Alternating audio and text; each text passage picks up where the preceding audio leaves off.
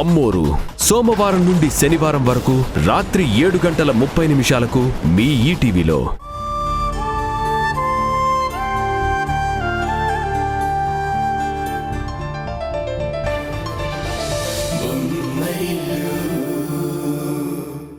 కొడతావా?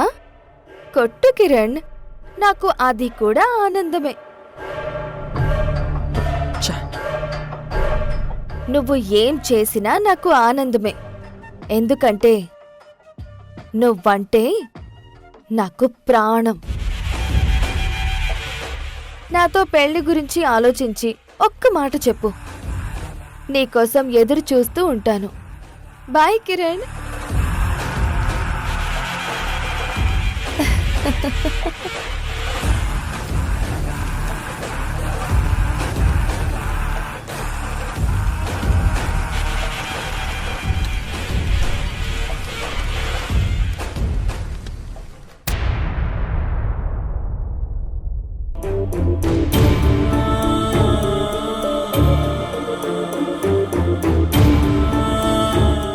పిల్లలు పుట్టకపోవడానికి లోపం ఉంది ఉషలో కాదు, కిరణ్లో.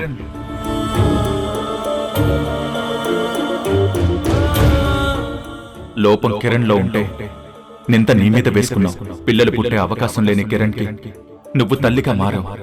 అయినా నీ త్యాగానికి ఏ విలువ దక్కలేదు.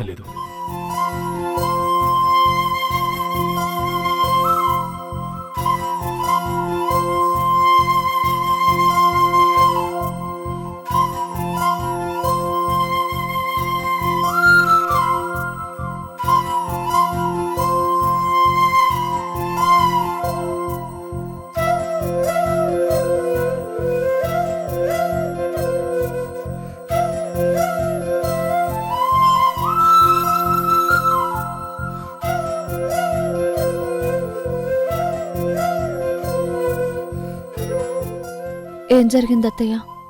భోజనం వద్దని చెప్పారంట. తిండి సహించటం లేదమ్మా. గుండె తరుక్కుపోతుంటే ముద్ద కొంత దిగట్లేదు.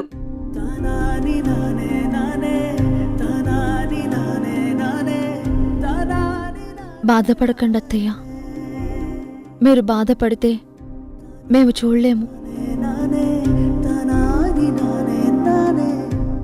తట్టుకోలేకపోతున్నానమ్మా.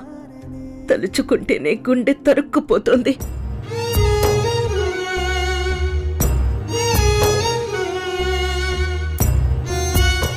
ఈ కుటుంబం కోసం నువ్వెన్నో త్యాగాలు చేశావు.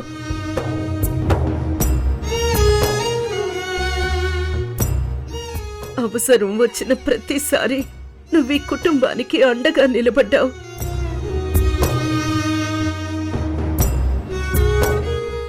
కానీ పిల్లలు పుట్టకపోవడానికి లోపం కిరణ్లో ఉంటే నువ్వు నిందను మోస్తూ శిక్షను అనుభవించావంటే నేను తట్టుకోలేకపోతున్నానమ్మా. ఏ భార్య తన భర్త కోసం చేయని త్యాగాన్ని నువ్వు చేశావు. పతివ్రతకి కొత్త అర్థాన్ని చెప్పావు. అవును ఉషా,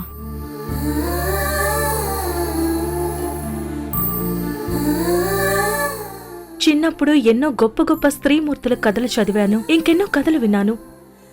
ఆ కథల్లో చూసిన త్యాగాలు నిజంగా ఎవరు చేయలేరు అనుకునేదాన్ని. అవన్నీ కల్పితాలు అనుకునేదాన్ని. కాని నిన్ను చూశాకే అవన్నీ నిజమని అర్థమైంది.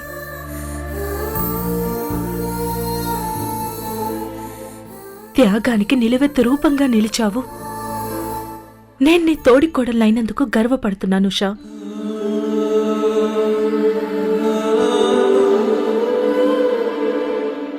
నాకు మాటలు కూడా రావట్లేదు వదినా. హారిక వదిన చెప్పినట్టు నీలాంటి గొప్పవాళ్ళు 100కో 1,00,000కో ఒక్కరుంటారు.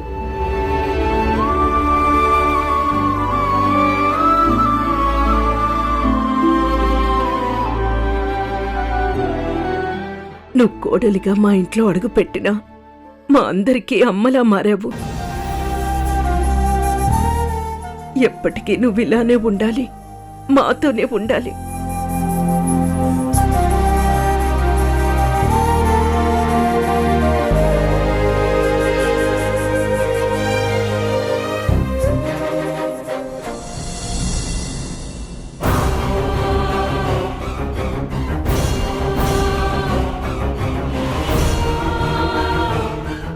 నీకు నాకు సంబంధం లేదేమో కానీ నువ్వు చేసిన తప్పుకి నా కడుపులో బిడ్డతో తండ్రిగా అనుబంధం ఉంది కదా. నా బిడ్డకి తల్లి తండ్రి ఇద్దరూ కావాలి. అందుకే మనం ఇప్పుడే వెళ్ళి పెళ్లి చేసుకుందాం.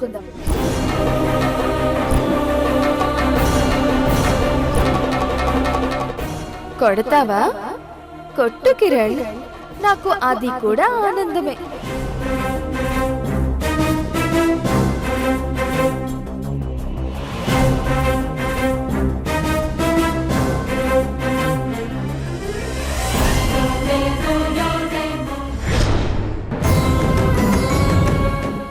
పిల్లలు పుట్టకపోవడానికి లోపం ఉంది ఉషలో కాదు, కిరణ్లో.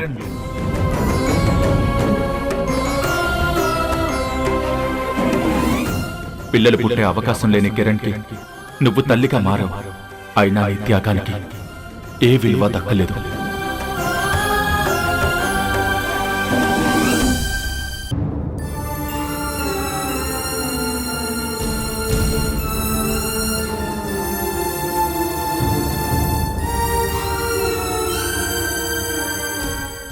ఏమైందండి? ఇంత రాత్రవుతున్నా ఇంకా నిద్రపోకుండా ఏం ఆలోచిస్తున్నారు?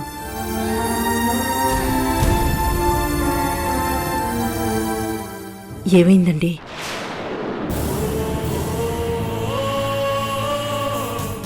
మీ కంట్లో ఆ కన్నీళ్ళేంటి?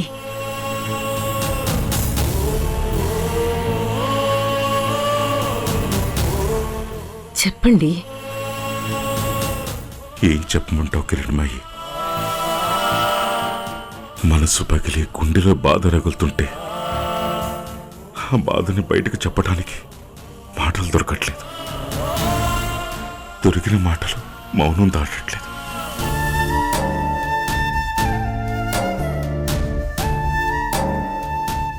మనమేం చేయగలమండి? ఆ దేవుడు ఆడిస్తున్న ఈ ఆటలో మనం కేవలం తోలుబొమ్మలం మాత్రమే. రాబోతున్న అనర్థాన్ని ఊహించలేము, జరగబోయే కీడుని ఆపలేము. ఆ దేవుడు ఆశ చూపిస్తే ఆనందపడ్డాం, నిరాశ చూపిస్తే బాధపడ్డాం. ఇంతకు మించి ఏం చెయ్యలేని నిమిత్త మాత్రలో వండి మనం. లేదు కిరణ్మయ్యి, ఆశని నిరాశని అసలు దేన్ని పట్టించుకోకుండా ఈ ఇంటి సంతోషం కోసం ఎన్నో బాధలు అనుభవించింది ఉష. ఆఖరికి కిరణ్లో లోపాన్ని కూడా తన మీద వేసుకుని వాణ్ణి ఆ నింద నుంచి కాపాడాలని చూసిందంటే ఇంతకన్నా గొప్ప కోడలు ఎవరైనా ఉంటారా? ఇంతకన్నా గొప్ప గుణం ఇంకెవరిలో చూడగలం? అత్తామామను రాచి రంపాని పెట్టే కోడళ్ళు ఉన్న ఈ రోజుల్లో మన బాధల్ని తన బాధలుగా, మన కష్టాలని తన కష్టాలుగా చూసింది. అడుగడుగున మనల్ని కంటికి రెప్పలా కాపాడుకుంటూ వచ్చింది. ఒక మామూలు పేదింటి ఆడపిల్ల మనింటి కోడలుగా రావటం మన అదృష్టం. ఎవరో ఊహించలేనంత గొప్ప మనసుతో మనింట్లో తిరిగి ఈ ఇంటిని తన కంటికి దీపంలా మార్చుకుంది. మన కుటుంబం కోసం మనం కూడా చేయలేనన్ని త్యాగాలు చేసిన ఆ దేవత రుణం ఎలా తీర్చుకోవాలో కూడా నాకు అర్థం కావటం లేదు. ఏమండి, మీరు బాధపడకండి. మన కోసం ఉష ఎలా అయితే నిలబడిందో మనం కూడా అలాగే తన కోసం నిలబడాలి. తనలో ఉన్న బాధను తొలగించాలి. ఎవరి గురించి ఆలోచించకుండా, ఎవరి కోసమూ బాధపడుతూ కూర్చోకుండా ధైర్యంగా ముందుకు సాగమంటూ ప్రోత్సహించాలి. బంగారం లాంటి ఉషకి బాధ లేకుండా చూసుకోవాల్సిన బాధ్యత మనది.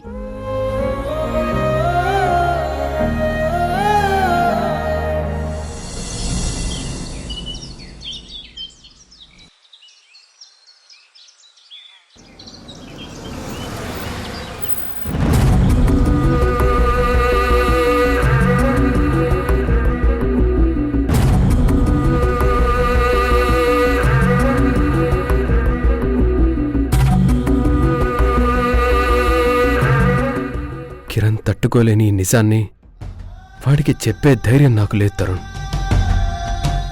కానీ తప్పదు, ఎలాగైనా చెప్పాలి. దాని గురించి నువ్వు వరి అవ్వకురా, నేనున్నాను కదా. పద.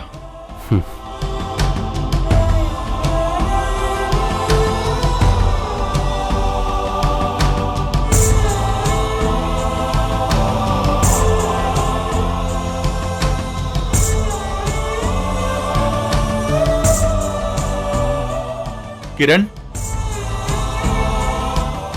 కిరణ్,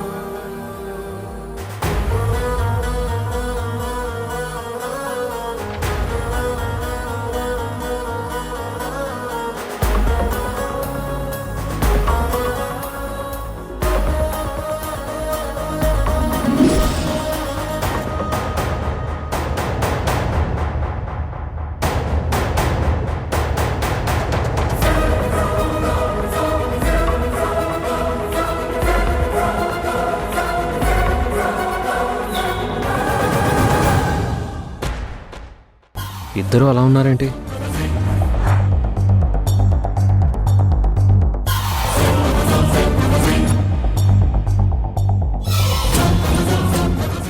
ఏమైనా చెప్పాలని వచ్చారా?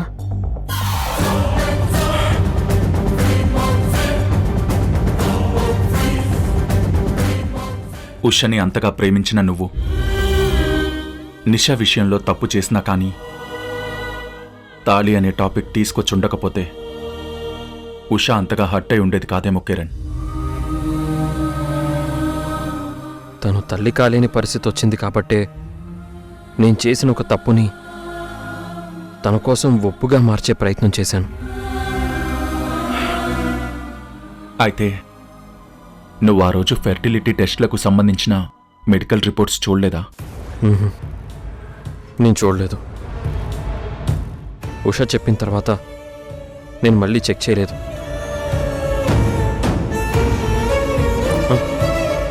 అయినా ఇప్పుడు ఆ డిస్కషన్ ఎందుకు? అదే నువ్వు చేసిన పొరపాటు. పొరపాట అంటే? నువ్వు ఆ రోజు రిపోర్ట్స్ చూసుంటే ఈరోజు పల్లవిగా వచ్చిన నిషాని పెళ్లి అనే పాయింట్ దాకా తీసుకొచ్చేవాడివి కాదురా.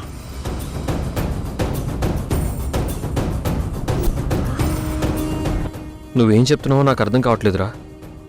క్లియర్గా చెప్పు. మీకు పిల్లలు పుట్టరని డాక్టర్ చెప్పింది కదా.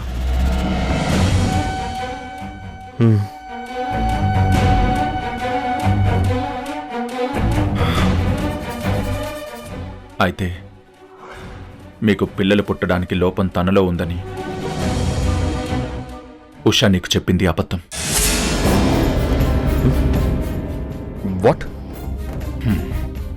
అవును, పిల్లలు పుట్టకపోవడానికి లోపం ఉషాలో కాదు, నీలో ఉంది.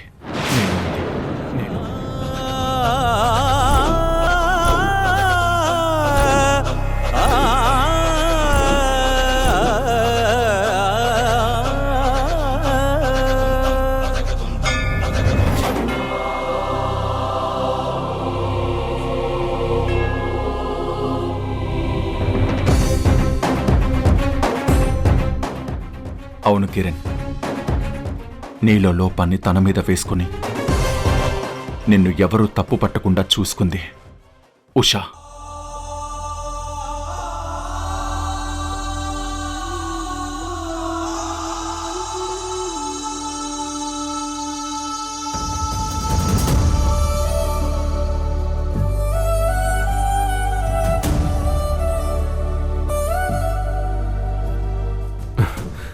రే కిరణ్, రే ఏమైందిరా?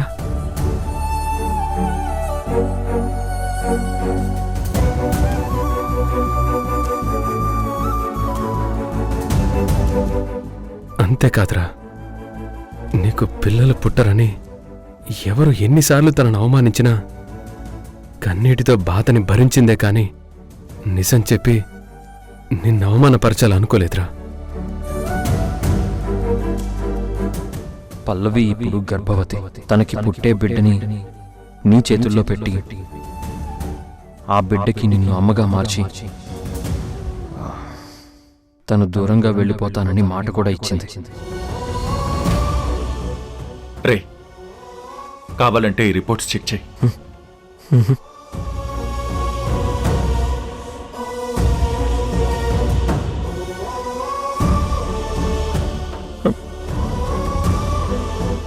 లోపం నాలో ఉంటే మరి నిషా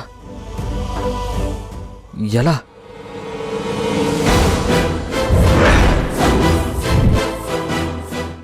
he can become father to somebody's child. కొందరు స్త్రీలలో రిలీజ్ అయ్యే ఎగ్స్ చాలా బలంగా ఉంటాయి. బట్ మగవాళ్లలో ఆ కౌంట్ తక్కువగా ఉన్నా కూడా మొటిలిటీ బాగా ఉంటే అలాంటి స్త్రీలకి సంతానం కలిగే ఛాన్స్ ఉంది.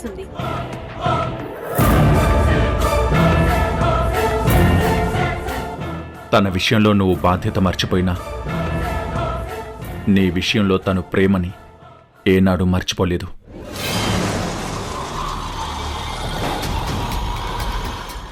ఆకాశమంత మనసున్న ఉషా నిషా విషయంలో నువ్వెన్ని తప్పులు చేసినా ఓర్చుకుందే. కానీ నువ్వు ఏనాడు ఓడిపోవాలనుకోలేదు.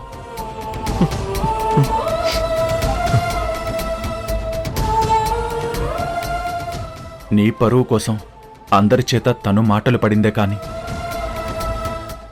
ఆ నింద ఏనాడు నీ మీద వేయలేదు.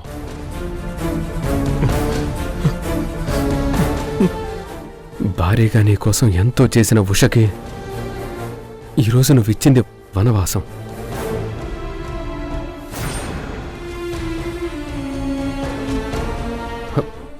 రే కిరణ్, కిరణ్, రే రే కిరణ్,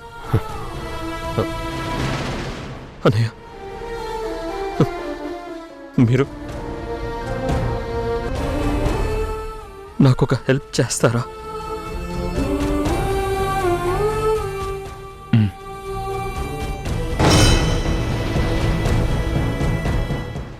ఓకే, ఒక్కసారి నేను ఉషాని కలవాలి. ఉషతో మనసు విప్పి మాట్లాడాలి. చేసిన తప్పులకి మనస్ఫూర్తిగా క్షమాపణలు చెప్పాలి. ప్లీజ్, దానికి మీరు అవకాశం కల్పించాలి.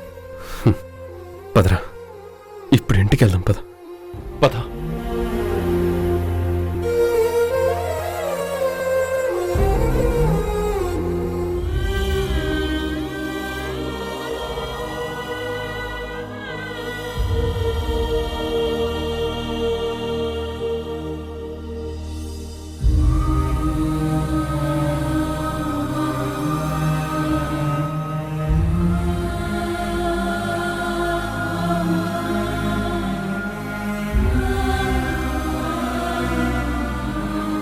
మళ్ళీ ఒకసారి ఆలోచించమ్మా.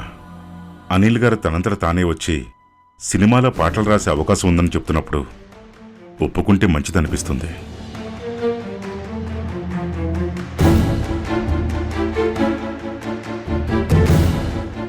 అవునుషా, మీ మావయ్య గారు చెప్తుంది కరెక్ట్. నువ్వు మళ్ళీ పాటలు రాయటం మొదలు పెట్టాలి. నీ జీవితాన్ని సరికొత్తగా ఆరంభించాలి. లేదత్తయ్య, నా మనసేం బాగోలేదు. ఈ పరిస్థితుల్లో నేను మనసు పెట్టి పాటలు రాయలేను. అది కాదమ్మా, మనం ఎన్ని బాధల్లో ఉన్నా మనసుకి ఉపశమనాన్ని కలిగించేది పనే. అది మన మనసుకు నచ్చే పని అయితే ఇంకా మంచిది.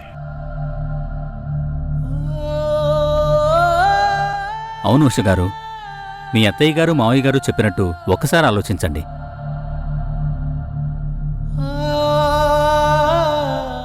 ఆ సినిమా వాళ్ళు కూడా మీతో పాటలు రాయించుకోవాలని చాలా ఆశపడుతున్నారు. ప్లీజ్ ఒక్కసారి ఆలోచించండి.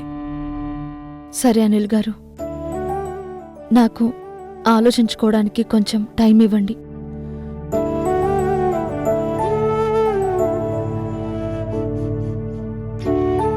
మీరు ఆ మాట అన్నారు చాలు. వెళ్ళొస్తాను.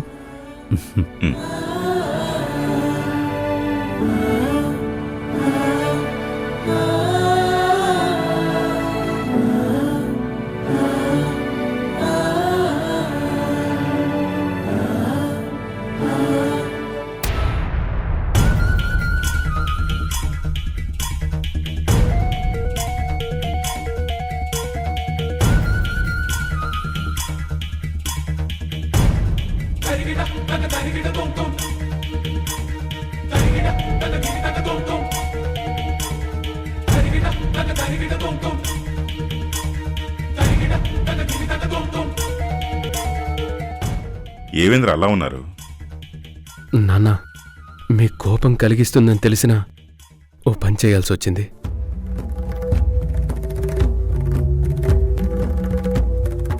మీరు పెద్ద మనసుతో దాన్ని అర్థం చేసుకోవాలి.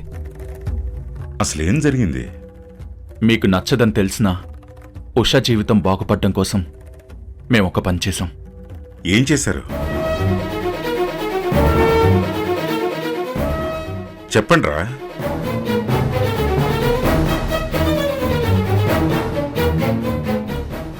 రారా.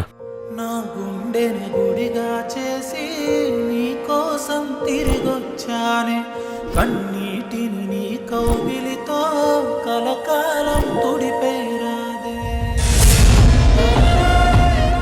పరిస్థితులను బట్టి మారే మనిషితో బతకలేనని మీతో బంధాన్ని తెంచుకుని వచ్చేశాను.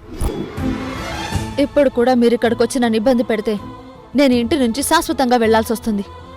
ఉషా, నేను చెప్పేది విను. క్షమించమని వేడుకుంటున్నాడు. అర్థం చేసుకోమ్మా. కొడుకు బాధపడుతుంటే చూడలేని మీ తల్లి మనసును అర్థం చేసుకోగలను. కానీ మీరు కూడా నన్ను అర్థం చేసుకోవాలి కదా అత్తయ్య.